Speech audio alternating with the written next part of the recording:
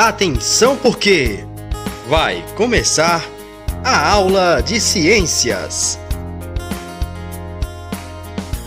Boa tarde, meus queridos alunos do 7º ano. Aqui é a professora Bruna, professora de ciências, e nós vamos dar início agora à nossa 10ª aula aqui no canal. Vamos lá? Como de costume, nós iremos começar pela parte da correção da atividade anterior. Então, eu trouxe 2 questões para que a gente corrija e as demais questões em forma de gabarito para vocês analisarem com o que vocês responderam no caderno, tá bom? Então, a segunda questão, ela diz assim: o meio ambiente, ele sofre modificações. Quais são as causas das modificações sofridas pelo meio ambiente? Então, as causas são naturais, né? O meio ambiente, ela tem causas naturais. Então, forte chuva, o vulcanismo, então são causas naturais. E também o que vai fazer a modificação do meio ambiente são as formas antropogênicas, tá? O que são antropogênicas, minha gente? São as causas realizadas pelo homem, né? As ações realizadas pelo homem. Então, a resposta correta seria a letra A. A próxima questão é uma questão que eu peço para que vocês completem essas lacunas que estão em branco nas afirmações, tá? Então, nós temos 4 afirmações e vocês iriam completar com as respostas que estão nas alternativas abaixo. O terremoto é um tipo de tremor, choque ou tsunami? Tremor, não é isso? Então, ele é um tremor abrupto e intenso que ocorre na superfície terrestre graças ao fenômeno geológico que ocorrem na litosfera.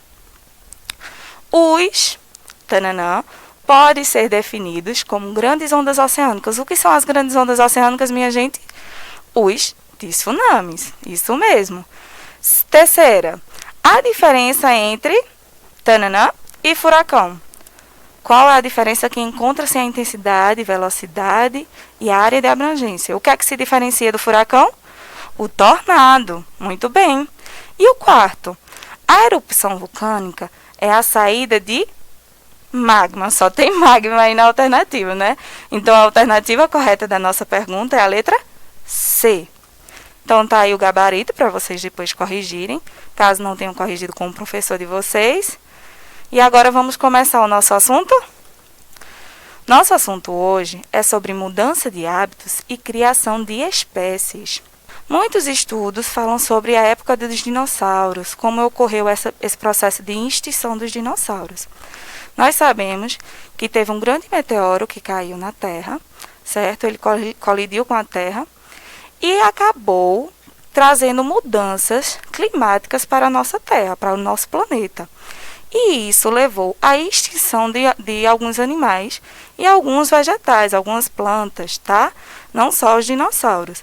Mas os dinossauros não foram extintos apenas por conta dessa colisão. Foram vários fatores que levaram à extinção desses animais. Então, esses animais, por exemplo, nessa imagem da direita de vocês, nós estamos vendo um meteoro, parte do meteoro, caindo no mar, né? Formando grandes ondas. Que ondas são essas, minha gente? Os tsunamis.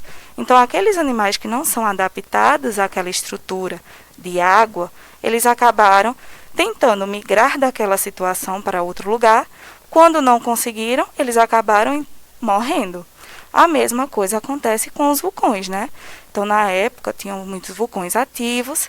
O processo de erupção daqueles vulcões levaram à morte de alguns animais. Então, quando acontece esse tipo de catástrofe, né? Por exemplo, nós estamos vendo a imagem do Pantanal.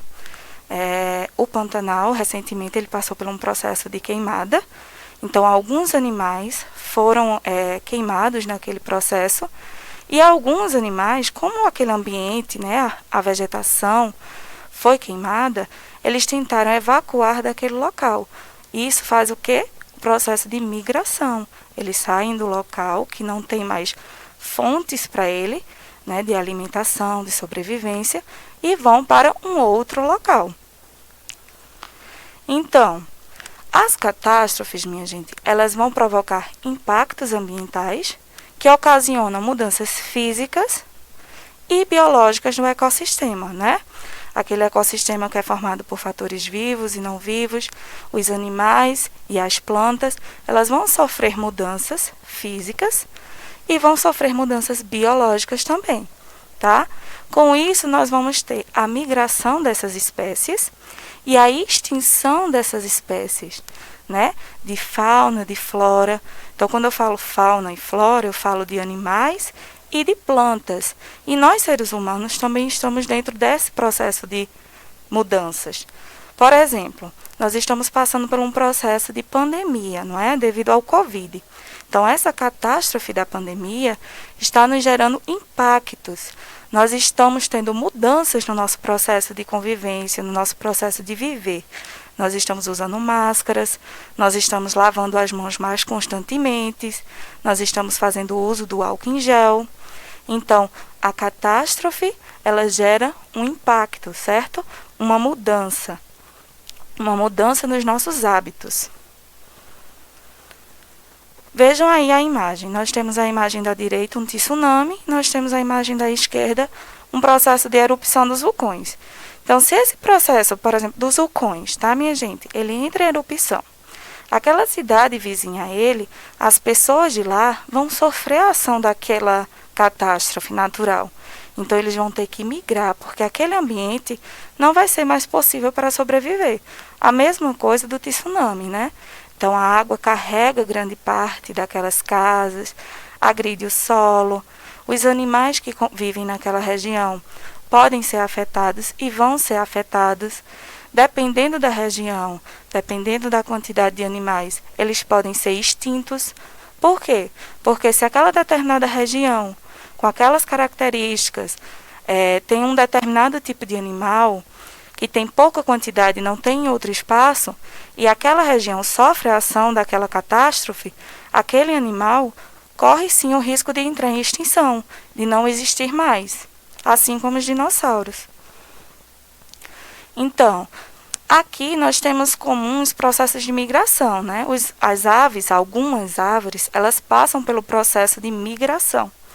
Então, no inverno, né, que é frio, algumas árvores elas migram para outra região em busca de alimentação, em busca de desenvolver a prole, certo? Então, isso daí já é comum nas árvores. Nas aves. Na imagem ao lado, nós temos a imagem daquele filme A Era do Gelo, né? Que começa com aquele processo de migração, que a família daquele esquilinho deixa ele lá, no processo de migração ele fica perdido, depois eles estão migrando de um espaço para o outro. Aqui no Brasil, nós temos muito processo de migração. Então, animais de outros países, de outras regiões, vêm para o Brasil em busca de calor, em busca de reprodução, tá certo? Nós temos, por exemplo, as tartarugas, algumas baleias. Então, elas migram de umas regiões e vêm aqui para o Brasil. E o nosso Brasil, ele é rico em bioma, tá? Ele é rico em ecossistema. Todos os ecossistemas têm fatores que são vivos e não vivos. E o que vai diferenciar esse tipo de ecossistema? O que difere são as espécies de seres vivos e as particularidades dos fatores não vivos, tá certo? Espécies de seres vivos e as particularidades naqueles fatores não vivos, tipo de solo, tipo de água, se a água é doce, se a água é salgada. Então, a diversidade de espécies é a quantidade de indivíduo de cada uma delas em um ecossistema, depende da característica daquele ambiente, certo? Então, os biomas, eles vão ser o conjunto desses ecossistemas. Então, ecossistemas com ambientes semelhantes, vegetação semelhante, fauna semelhante, clima, relevo, solo.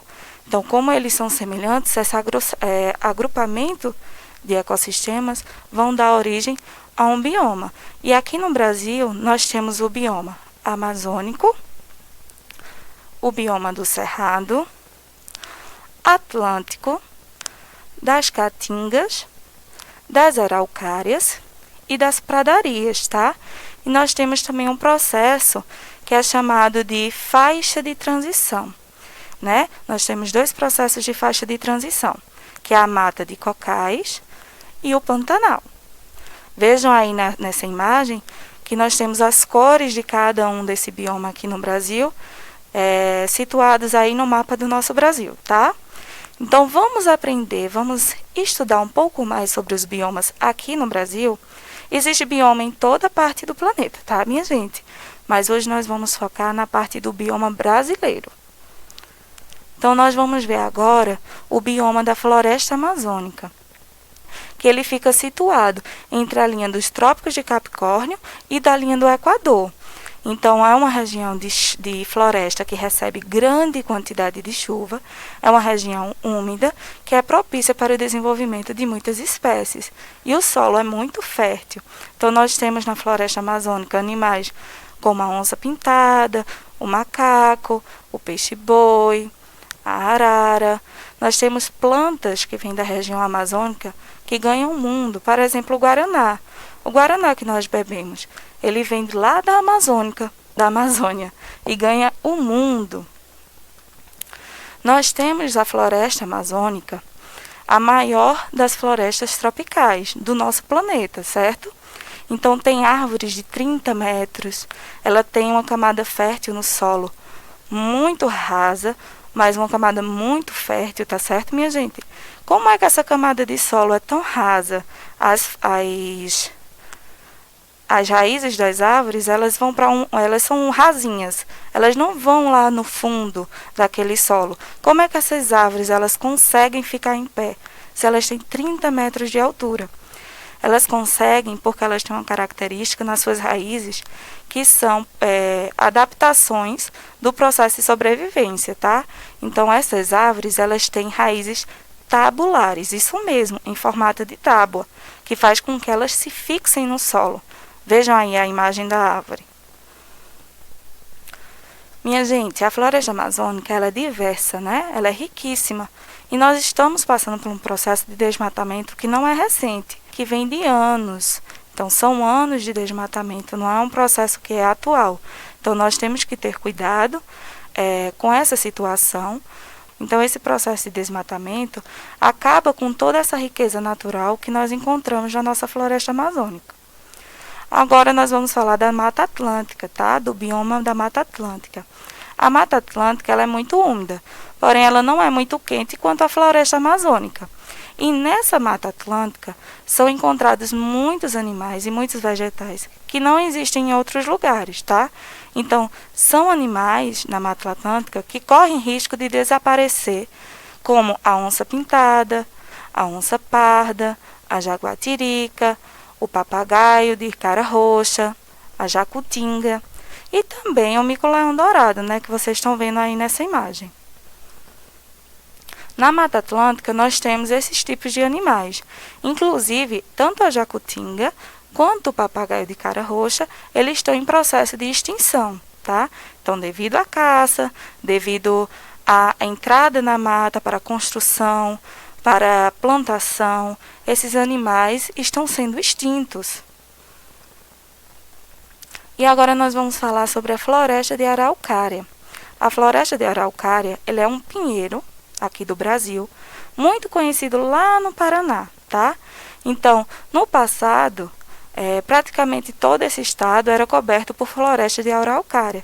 Com o passar do tempo, para a construção das cidades, para a construção de plantações, toda essa mata também está sendo derrubada, tá, minha gente?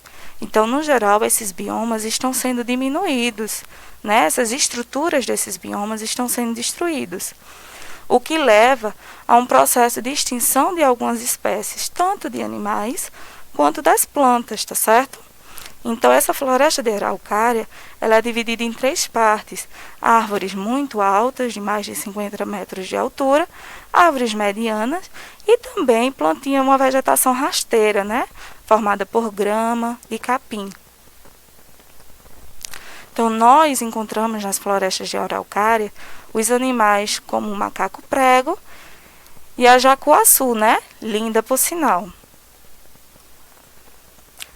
Vamos conhecer agora o bioma Caatinga, que é o bioma da nossa região que a gente mais conhece, não é isso?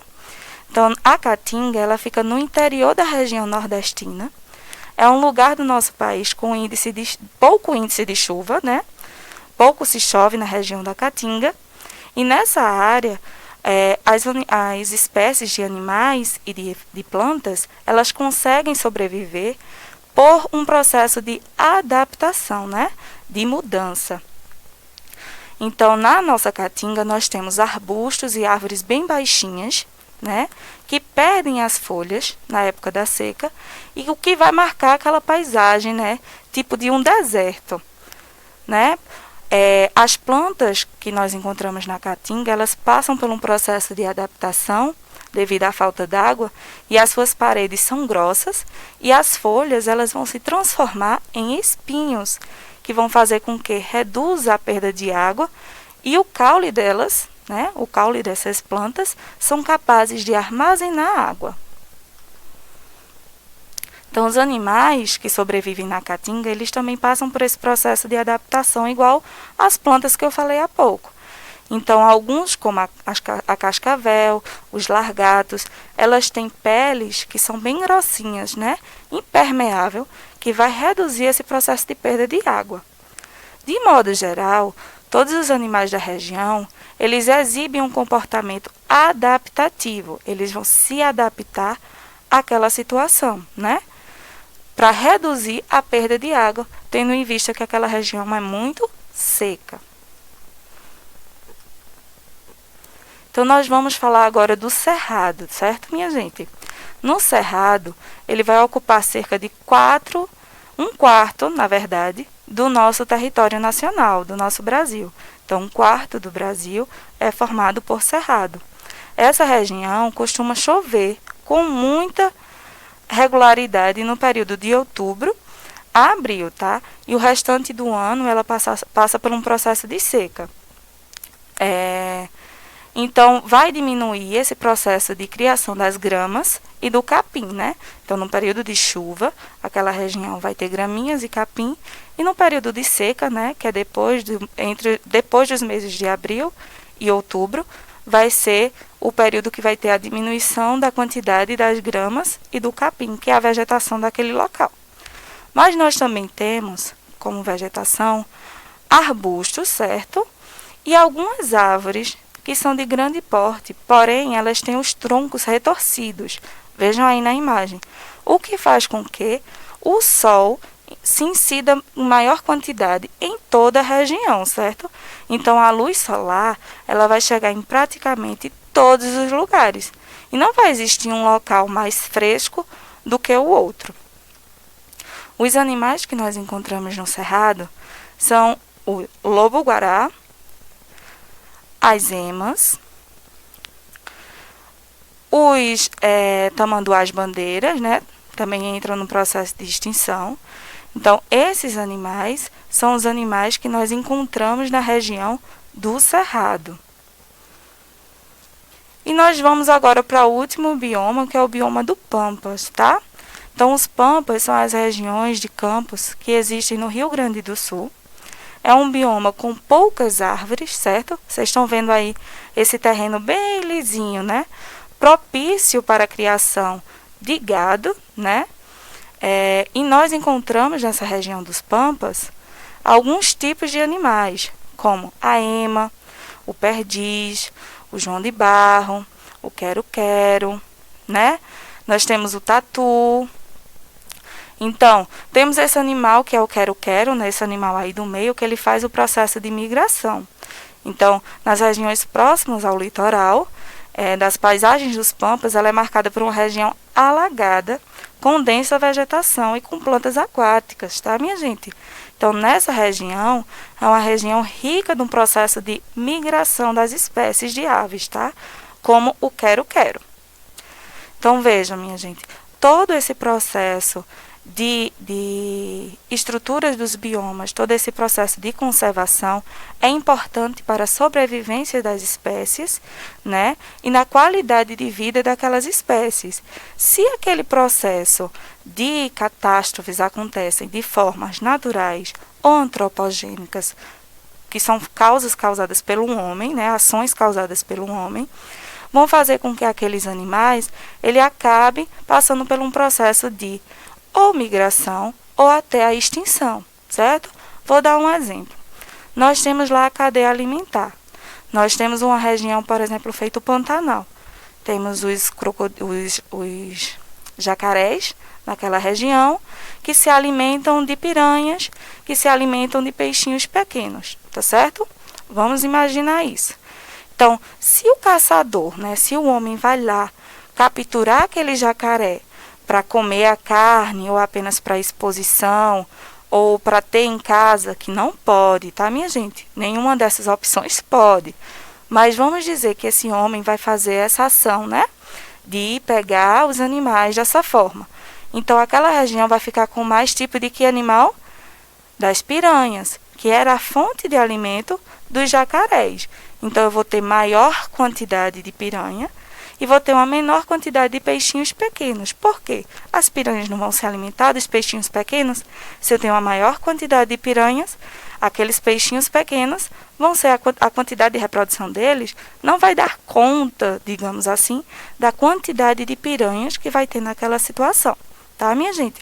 Então, é muito importante nós termos cuidado com relação à preservação do nosso meio ambiente, pois o nosso país é rico em biodiversidade, porém, está ficando cada vez menor essa quantidade de bioma devido às ações do homem no nosso planeta, tá? Então, por fim, eu quero agradecer a vocês pela aula de hoje, espero que vocês tenham gostado e até a próxima.